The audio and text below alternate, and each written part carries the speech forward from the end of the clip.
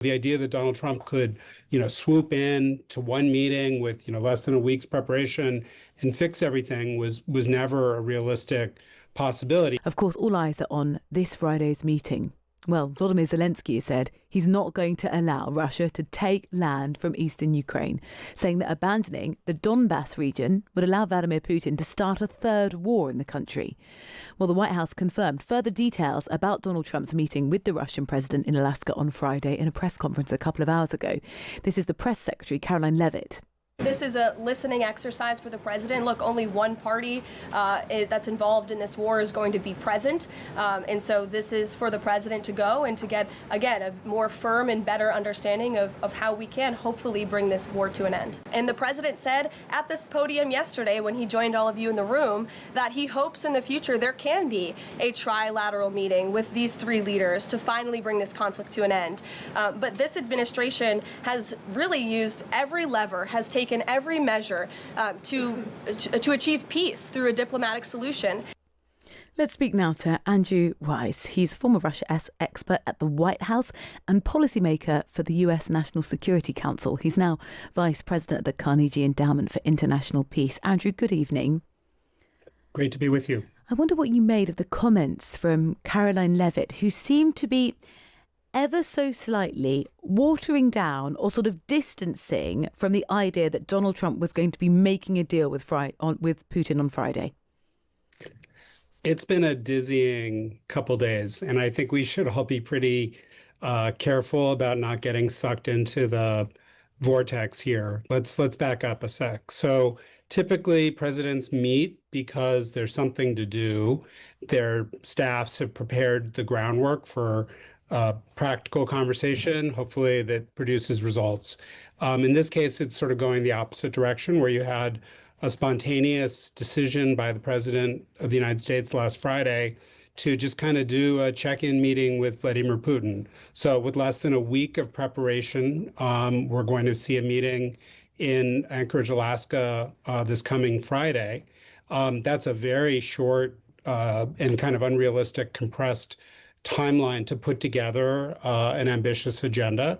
This is the first time the two leaders have met since Trump returned to the White House. And, the Ukraine problem has been, the main sticking point in U.S.-Russia relations for more than 10 years now. So the idea that Donald Trump could, swoop in to one meeting with, less than a week's preparation and fix everything was never a realistic possibility. But I think what we've, experienced in the president and the White House comments and Secretary of State Rubio's comments all in the last couple hours testified to is that, people are really worried about this. You see deep concern in Ukraine. You see deep concern in European capitals that, going into a meeting badly prepared with Vladimir Putin puts the United States inherently on a unsteady footing.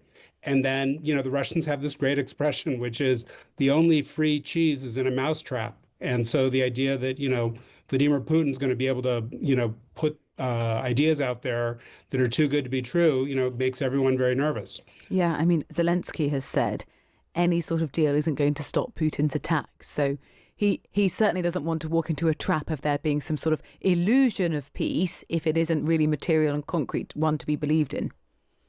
No, absolutely. And, the president and his special envoy, an old friend, Stephen Witkoff, who was in Moscow last week and met with Putin for 3 hours, they have framed much of the discussion around this war in terms that don't necessarily align with the bitter experience of the people of Ukraine and Ukraine's friends around the world. So yesterday, President Trump blamed Zelensky for the war happening. This was an unprovoked Russian aggression that Vladimir Putin cooked up in secret.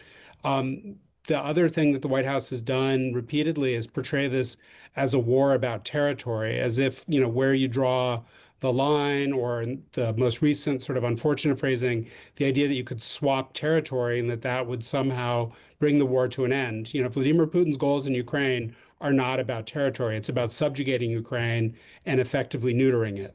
Donald Trump keeps bringing up the idea of land swaps. I mean, he did that again yesterday. That's come up several times. And EU leaders have made very clear today, they've said it can't be that Ukraine and Europe's borders are dictated to them in that meeting on Friday. Yeah, so I think it's those are core principles. The United States at the moment really hasn't identified core principles for our view, for the U.S. view of the conflict, or what the proper basis would be for an eventual diplomatic settlement. The European leaders have been sort of on, the record now. I think at least twice. There was a statement released over the weekend, maybe on Sunday night, and then another statement this morning, and they try to articulate some broad principles like you're describing. And those principles also include some form of arrangement with Ukraine that will make them feel secure enough to make tough diplomatic choices with the Russians and not worry that this war could, come back at them in 6 months' time or 6 years' time. Unfortunately, the U.S. policy seems to be if we give if we give Mr. Putin what he wants, he'll go away and we can get on to doing other things with him and we can normalize relations between the United States and Russia. That's a very trusting footing to be on, particularly with someone like Vladimir Putin, who has so much blood on his hands.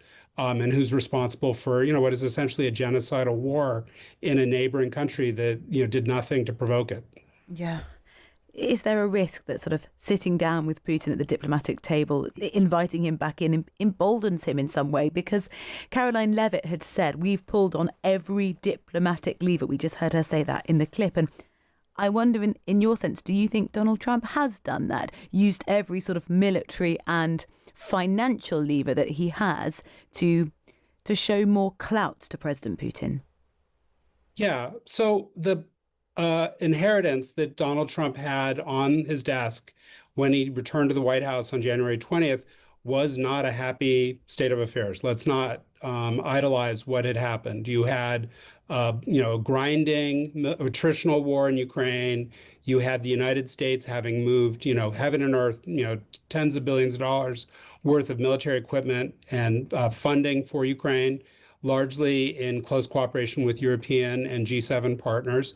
And, the sort of war was not going well. Ukraine has been struggling pretty much ever since the failure of a counteroffensive back in mid 2023. So this is a very challenging problem. And unfortunately, when the new administration came into office, they saw the problem as being, this war is essentially over. Ukraine is finished. And so what we need to do is get this resolved as quickly as possible.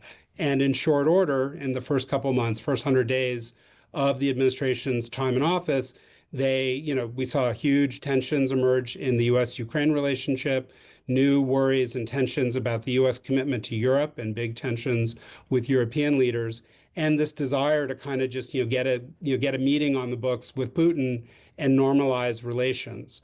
And fortunately, that policy didn't really stand up. And we saw, the European leaders work very carefully to kind of convince Donald Trump that Vladimir Putin is not serious about peace, and that they were willing to pay the United States, billions of dollars potentially to buy weapons to keep support for Ukraine in the pipeline. So all of that was good, and the bare minimum to sort of try to keep the Ukrainians in the fight. It was not sufficient, unfortunately, to change Putin's strategic calculus that time is on his side. And that's really where I think this White House has the most homework to do in terms of putting a credible policy together.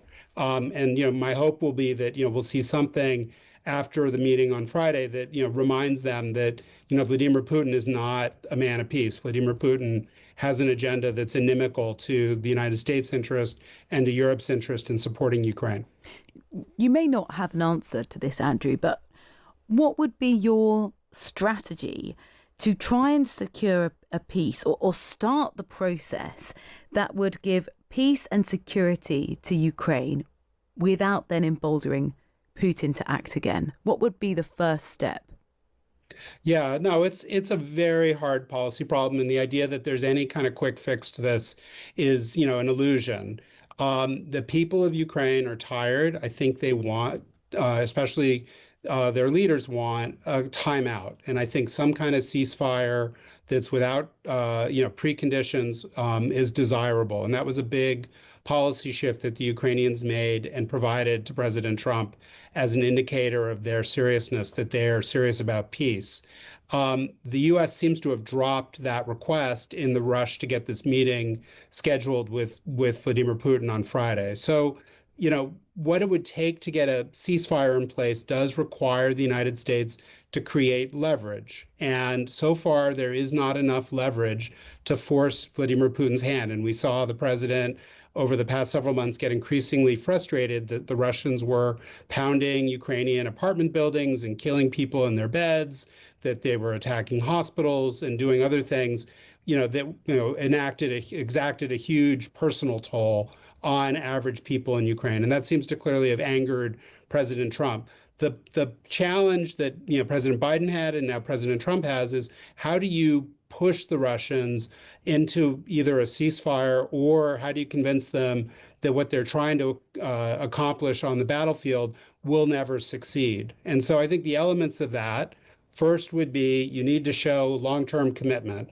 and you need to show a willingness to back Ukraine militarily on an open-ended basis. That is expensive, but the European leaders have come together in recent days to try to provide that level of confidence that they're willing to pay the bill for U.S. weapons that Ukraine needs. Two, you need continued U.S. intelligence support to enable Ukraine's military capabilities to be more effective and more lethal against the Russians. Three, you need to find a source of funding, given that the political will to do this on an open-ended basis is not infinite. And so there's about $300 billion in money that belongs to the Russian government sitting in frozen accounts in Europe, Asia, and the United States. So you could seize that money and use that as a way of kind of keeping the Ukrainians going.